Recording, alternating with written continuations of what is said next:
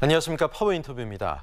여성들이 사용하는 생리대 유해 물질이 심각하다는 얘기 들어보셨습니까?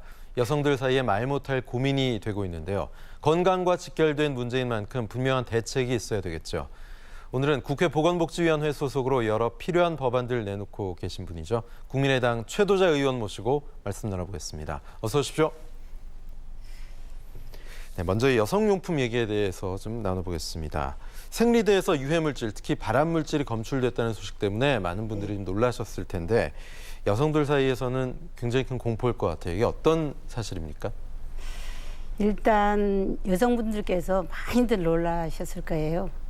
결론부터 말씀드리자면 발암물질이 검출된 건 맞습니다. 네. 다만 이 검출된 독성물질이 피부에 흡수되는 건지 안 되는 건지 또 여성들 건강에 얼마나 악영향을 미칠 가능성이 있는 건지 따져볼 필요가 있습니다. 이 문제가 다시 불거진 것은 지난 3월인데요. 국내 한 여성 환경단체에서 생리대 성분 검사를 실시했는데 그 대상 제품 11개 모두에서 발암물질이 검출됐습니다. 네. 그래서 그 이해성에 대해서 추가적인 연구가 꼭 필요하다고 생각이 듭니다. 예, 사실 생리대 유해물질 성분 이거 옛날부터 나왔던 얘기인데 그럼에도 불구하고 기업들은 성분 공개를 꺼려하고 있는 거란 말이죠. 왜 이런 건지 또 이거는 좀 법으로 규정화돼야 되는 거 아닌지 식약처가 관리를 잘하고 있는 건지 궁금합니다. 네, 기업들은요. 네. 영업 기준을 이유로 성분 공개를 하지 않고 예. 있습니다. 그럼에도 불구하고 지난 6월 30일부터 시행하는 의약예품 품목허가 신고 심사 규정안을 보면요. 그 생리대 성분 관련 규제는 오히려 완화됐습니다.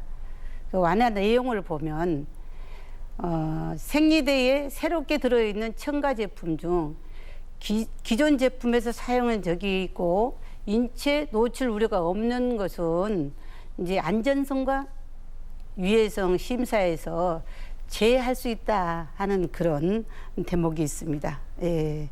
그래서 이제 앞으로 성분이 공개돼야만 그 유해성에 대한 제도적 정비가 이루어질 수 있지 않겠느냐 생각합니다. 그래서 앞으로 생리대 성분 공개가 이루어질 수 있도록 계속 노력하겠습니다. 예, 뭐 어쨌든 이게 뭐 워낙 공포스럽기 때문에 심지어는 아기들용 뭐 기저귀를 대신 쓴다 뭐 이런 말까지 나오고 있는 그런 실정인데 화학적인 어떤 공포가 성분 공개가 된다고 해서 완전히 사라질까? 이게 과연 해법일까? 이것만이 이런 궁금증도 들거든요.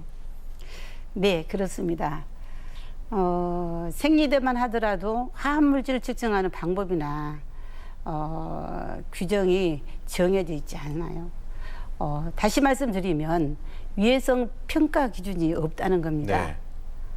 성분이 공개돼야 유해성에 대한 제도적 정비가 이루어질 수 있을 것이라고 그렇게 생각합니다.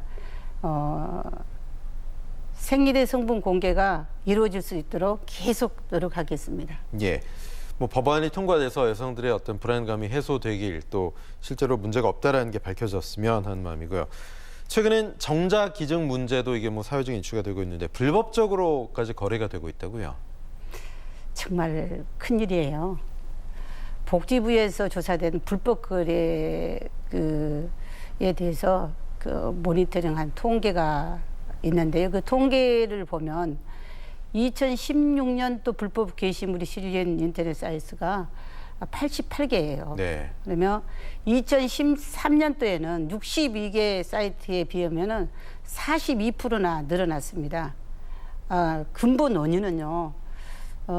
난임 부부가 병원을 통해서 정자를 제공받기가 참 어렵습니다. 네. 그래서 이제 그는 정자 제공자들이 절대적으로 부족하기 때문에 그렇습니다. 예, 그렇다면 어떤 해법이 필요할까요? 제공받기도 어렵고 뭐 이런 거래는 불법이고. 현재 네. 그 난자 기증자는 사전에 건강 검진을 하죠. 그다음에 보상금과 교통비도 지급하거든요. 그러나 정자 기증자에 관해서는 그런 규정이 없습니다. 네. 예.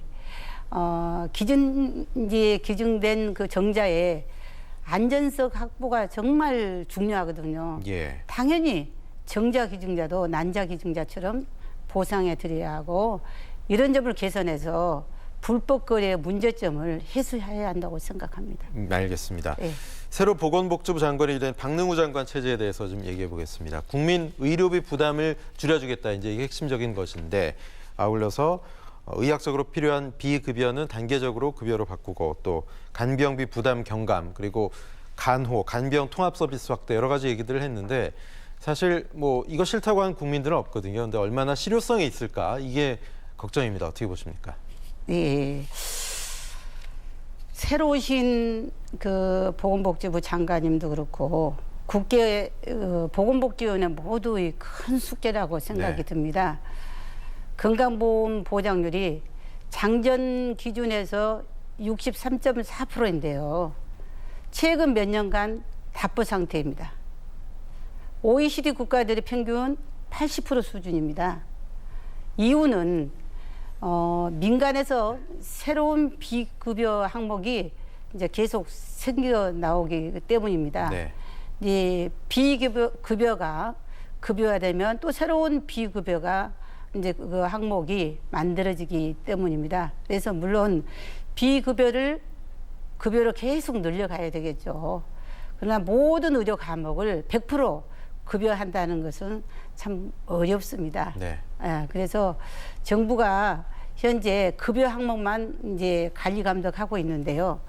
비급여 항목도 직접 이제 정부가 관리해야만 보장성이 강화될 것으로 그렇게 생각합니다. 그리고 이제 간호통합 서비스 경우에는 현장에서 간호 수가 체계가 불합리하다는 목소리가 큽니다.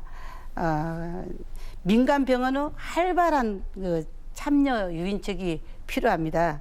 그래서 저는 장기적으로는 간호 수가 체계를 합리적으로 개편하고 단기적으로는 신규 채용 인력 인건비를 지원했었으면 좋겠다 하고 제시한 바가 있습니다.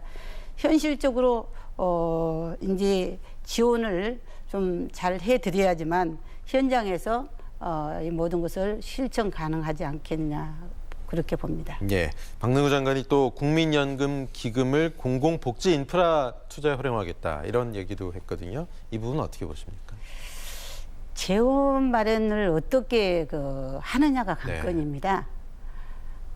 야당이나 대통령 공약에 의하면 정부가 국채를 발행하고 국민연금공단이 인수하는 방식으로 지원을 마련하겠다고 그렇게 계획을 하고 있는 걸로 그렇게 알고 있습니다. 그런데 국민연금의 투자 현황 사정을 보면 다릅니다. 그래서 지금 채권 수익률이 전체 수익률을 낮추고 있는 그런 실정입니다. 작년 기준 전체 투자 수익률이 4.7%인데 채권은 1.8%에 그쳤습니다. 예, 국민연금은 내부적으로 채권 보유는 줄어들었다 하겠지만은 이제 그 방침을 어떠한 그 방침을 세워야 한다고 생각했는데 나름 이제 세운 것 같습니다. 그래서 일단 그건 그렇고 복지 인프라의 확충을 위해서 국민들의 노후 자금을 그냥 끌어다 쓴다는 것은 매우 신중해야 합니다.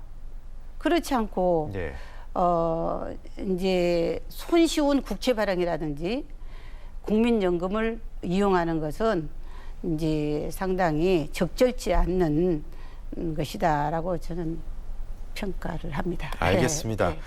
예, 보건복지위원회에서 여러 좋은 활동하고 계신데 앞으로도 법안 발의 또 통과에도 많은 애 써주시기 바랍니다. 국민의당 최도자 의원 모시고 이야기 나눴습니다. 의원님 고맙습니다.